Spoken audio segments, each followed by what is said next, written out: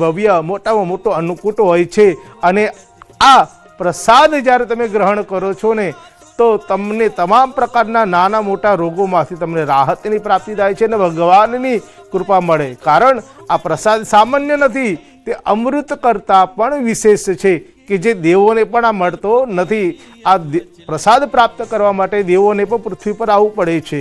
માટે જ ભગવાન જગન્નાથ કહેવામાં આવે છે. આ સૃષ્ટિના આ 14 બ્રહ્માંડના જે નાથ જે છે ભગવાન જગન્નાથજી છે. અને માટે જ આ રથયાત્રા પર્વ દરમિયાન વિશેષમાં વાત કરીએ તો જ્યારે જગન્નાથ ભગવાનજીની એક નાનકડી એક કથા છે કે જ્યારે બહેન સુભદ્રાજી જી શાસ્ત્રીજી, આપની પાસેથી આવી જ રસપ્રદ માહિતીઓ જાણવી છે, પરંતુ અત્યારે ન્યૂઝ 18 ગુજરાતી પર અલગ અલગ દ્રશ્યો તમને દર્શાવી રહ્યા છીએ. કઈ રીતે ગૃહ અને સહકારિતા મંત્રી અમિત શાહ પહોંચ્યા, મંગળા આરતી તેમના હસ્તે કરવામાં આવી, અમિત શાહનું ભવ્ય સ્વાગત કરવામાં આવ્યું ચેરમેન અને મહંત તરફથી, ટ્રસ્ટી અને મહંત તરફથી, માફ કરશો. ભક્તોમાં અવિરતપણે ઉત્સાહનો માહોલ મંદિર પરિસરની અંદર જોવા મળી રહ્યો છે. મહિલાઓ હોય, મોટા વડીલો હોય, બાળકો હોય, સૌ કોઈ આતુરતાપૂર્વક રાહ જોઈ રહ્યા છે આજના દિવસની. અને આજનો દિવસ આવી પણ ગયો છે. ઢોલ નગારાની ગુંજ આપ જુઓ, જય જગન્નાથનો ગગનભેદી ઉદ્ઘોષ સંભળાઈ રહ્યો છે. શંખનાદ, ઘંટનાદ, આ જે ધ્વનિ છે તે શ્રવણ શક્તિને જાણે કે ઓર વધારી રહી છે, હજુ તેમાં ઓર વધારો કરી રહી છે. ભગવાનના પાટા ખુલ્યા તે દરમિયાનના પણ દ્રશ્યો જુઓ. આદિવાસી નૃત્ય કરવામાં આવ્યું મંદિર પરિસરની અંદર.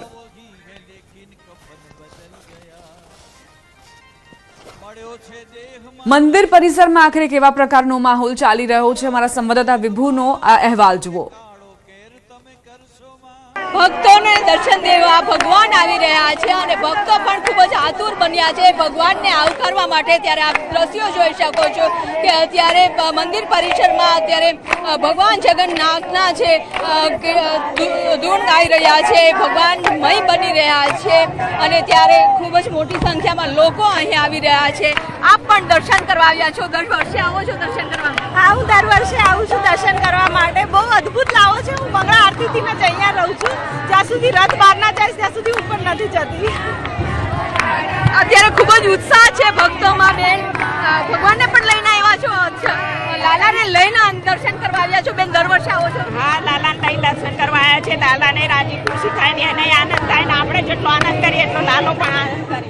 ભગવાન જગન્નાથ છે તે નંદી ઘોષમાં બિરાજમાન થઈ ગયા છે અને અત્યારે આ રથ ઉપર આપ જોઈ શકો છો કે ભગવાન જગન્નાથને સુંદર શણગાર છે તે કરવામાં આવી રહ્યો છે. આ સુંદર શણગાર કર્યા બાદ ભગવાન જગન્નાથની પહિંદ વિધિ થશે અને પહિંદ વિધિ થયા બાદ ભગવાન છે તે ભક્તોને દર્શન આપવા માટે નીકળવાના છે. અત્યારે આ ત્રણેય રથોના ઉપર ભગવાન જગન્નાથ, બહેન સુભદ્રાજી અને ભાઈ બલદેવજી બિરાજમાન થઈ રહ્યા છે અને સુંદર શણગાર કરવામાં આવી રહ્યો છે. આ જે ભગવાન છે ત્યારે દર્શન કરવા આવતા હોય છે ભક્તો, ત્યારે ભગવાનનું જે સ્વરૂપ હોય છે તે મન મોહી લે તેવું સ્વરૂપ છે તે સુંદર તૈયાર કરવામાં આવતું હોય છે. ભગવાનને પિંક કલરના જે વાઘા છે તે પહેરવામાં આવ્યા છે. સાથે જ જે પાઘડી છે તે પણ રજવાડી પાઘડી છે તે ભગવાન ધારણ કરશે અને ભગવાનના સુંદર દર્શનનો લાવો છે એ ભક્તોને મળી રહે તે પ્રકારની આખી વ્યવસ્થા છે તે કરવામાં આવી છે અને દર્શન દૂરથી પણ થાય તેવા પ્રકારે આખી વ્યવસ્થા છે તે કરવામાં આવી છે. પરંતુ મોટી સંખ્યા સવારથી જ ભક્તોનો ભીડ છે તે અહીં જોવા મળી રહી છે. અત્યારે જે મહારાજ છે તેની સાથે વાત કરવાનો પણ પ્રયાસ કરીશું કે અત્યારે ભગવાન જગન્નાથ છે, જગન્નાથ બિરાજમાન થઈ ગયા છે નંદી ઘોષમાં. आज जगन्नाथ हमें रथ यात्रा निकल रहा है, अनाथ काल से निकलता आ रहा है. ભગવાનનું સ્વરૂપ છે તે ખૂબ જ સુંદર હોય છે. बहुत अच्छा लगा जगन्नाथ यात्रा निकलने में. ढेर सारी शुभकामनाएं. અત્યારે આપ જોઈ શકો છો કે ભગવાન છે જે નંદી ઘોષ છે, ભગવાન જગન્નાથનો આ રથ અને આ નંદી ઘોષ રથમાં ભગવાન બિરાજમાન થઈ ગયા છે. થોડી જ કલાકોમાં હવે પહિંદ વિધિ થશે. ભગવાન જગન્નાથ નગર યાત્રા એ નીકળશે. કેમેરામેન કેતન રાઠોડ સાથે વિપુ પટેલ,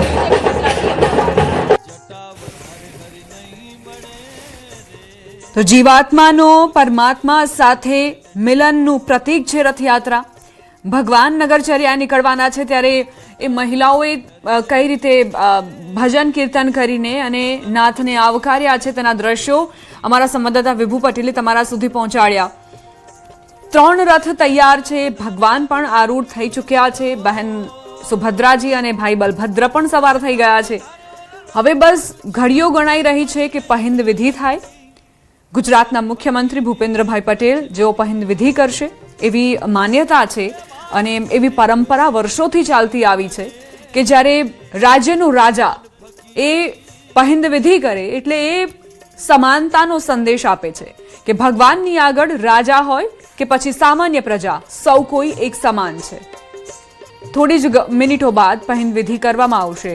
લગભગ 7 કલાકે પહિંદ વિધિ કરવામાં આવશે. સોનાના સાવરણાથી મુખ્યમંત્રી જે પહિંદ વિધિ કરશે, જે ભગવાનનો માર્ગ છે, રથયાત્રા શરૂ થવાનો જે માર્ગ છે, ત્યાં સાવરણીથી સફાઈ કરીને એક સંદેશ આપવામાં આવશે કે ભગવાનના મંદિરમાં સૌ કોઈ સમાન છે.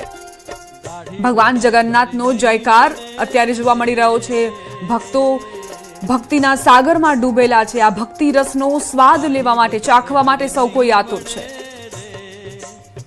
અમારી સાથે દીપેનભાઈ જોડાયેલા છે. દીપેનભાઈ, એવું કહેવાય છે કે ભગવાનને પામવું હોય તો અહંકાર, અભિમાન અને તમામ જે બાહ્ય આવરણો છે તેનો ત્યાગ કરી લેવો જોઈએ. અને સામાન્ય રીતે આવી ભાવના મંદિર પરિસરની અંદર, ગર્ભગૃહની અંદર દરેક ભક્ત અનુભવતો હોય છે. પરંતુ આજનો દિવસ એટલે મહત્વનો, કારણ કે ભગવાન સામે નગરચર્યાએ નીકળી રહ્યા છે અને સામે આવીને દર્શન આપશે અને આ તમામ બાહ્ય આવરણોને હટાવી દેશે. ખૂબ સરસ. જે પહિંદ વિધિ જ્યારે પ્રારંભ થશે ત્યારે આ સમાનતાની જે ભાવના જે છે એક અહીંયા સ્પષ્ટપણે અહીંયા દેખાઈ રહી છે કે જ્યારે પણ રાજા સોનાના સાવરણાથી એ રથયાત્રા જ્યારે પ્રારંભ થાય છે ત્યારે એ સોનાના સાવરણાથી રાજા તે જગ્યાને, તે ભગવાનના આગમનના ચરણ કમળને, જ્યાં તે સ્થાનને એક શુદ્ધ અને પવિત્ર જે જગ્યાની અંદર ભગવાન જગન્નાથજીની જે રથયાત્રા પ્રારંભ થાય તેનો એક સુંદર, એક સરસ મજાનો એક આભાજ મંડળ જે છે જે ઉત્પન્ન થાય છે. કારણ કે જ્યારે ભગવાન આ 14 ભુવનના નાથની જ્યારે રથયાત્રા નીકળતી હોય છે ત્યારે રાજા પણ તે રથયાત્રા દરમિયાન ભગવાનની સેવા કરવા માટે તત્પર રહે છે. અને માટે જ રાજા હોય કે રંગ સર્વ સમાન હોય છે.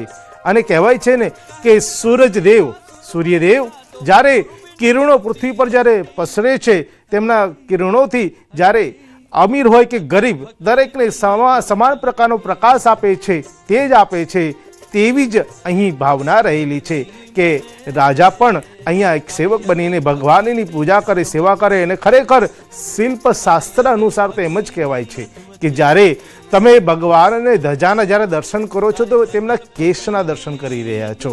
અને જો તમે તમારા મનોરથને પૂર્ણ કરવા માટે અથવા તમે તમારા રોજિંદા કાર્યની અંદર તમે રત હોવ છો અને કદાચ જો તમે તમારા ઈષ્ટદેવના દર્શન કરવા માટે મંદિરમાં નથી જઈ શકતા તો તમે ધજાના દર્શન પણ કરી શકો છો. શિખર એટલે કે ભગવાનનું મુકટ કહેવાય છે. સુવર્ણનું હોય છે, ચાંદીનું હોય છે, પંચધાતુનું હોય છે અથવા માટીનું હોય છે.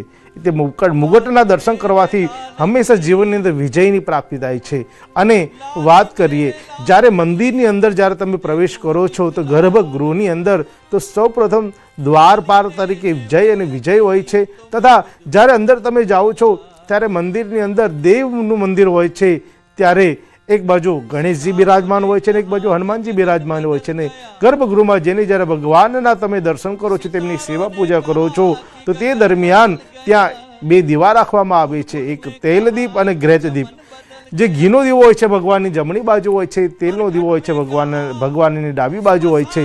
અને તેમની સાક્ષીમાં જ્યારે તમે પૂજા કરો છો ત્યારે ભગવાનની કૃપા તો મળે છે, પરંતુ તમારા સંકટ સમયમાં એ પુણ્ય તમારા જીવનમાં એક સાંકળ બનતી હોય છે અને તમને તમારા દુઃખોમાંથી ભગવાન તમને બહાર લાવતા હોય છે. માટે જ જગન્નાથ ભગવાનના દર્શન કરવા એક અનેરો લાવો છે. અને આ લાવો જેને મળે છે તે ખરેખર ધન્ય છે, તે ભાગ્યશાળી છે.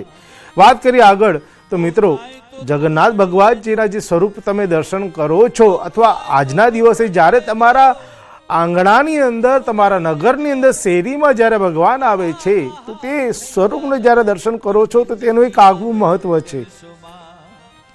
જ્યારે રાણીઓ એટલે કે ભગવાન શ્રી કૃષ્ણની જે રાણીઓ હોય છે, પટરાણીઓ હોય છે, તે રોહિણી માતાને વિનંતી કરે છે કે અમારા નાથના જે રાસ ગરબા છે, રાસ લીલા છે, કે જ્યારે ગોપીઓ સાથે રાસ ગાવામાં આવે છે, તે સુંદર જે પ્રસંગ જે છે તે વિશે અમને જણાવો, તે વિશે અમને કંઈક કહો. ત્યારે રોહિણી માતા વારંવાર ના કહેતા, તેમને નનયો કરતા છતાં પણ વિવશ થઈને જ્યારે પ્રારંભ કરે છે એ સુંદર મજાના પ્રસંગનું વર્ણવવાનો, ત્યારે બહેન સુભદ્રાજીને બહાર રાખવામાં આવે છે, દ્વારની બહાર, અને કહેવામાં આવે છે કે કોઈ પણ આ દ્વારની અંદર પ્રવેશ કરે નહીં, સ્વયં શ્રી કૃષ્ણ હોય કે બલભદ્રજી હોય. તો જ્યારે આ કથાનું વર્ણન થઈ રહ્યું હોય છે, રોહિણી માતા જ્યારે એ રાસ લીલાનું, જ્યારે રાસ ગરબાનું જે વર્ણન કરતા હોય છે, તે જ સમયમાં ભગવાન શ્રી કૃષ્ણ અને બલભદ્રજી તે દ્વાર પાસે આવે છે અને બહેન સુભદ્રા સાથે તે સંપૂર્ણ તમામ પ્રકાર જે સુંદર જે વર્ણન જે છે તે સાંભળે.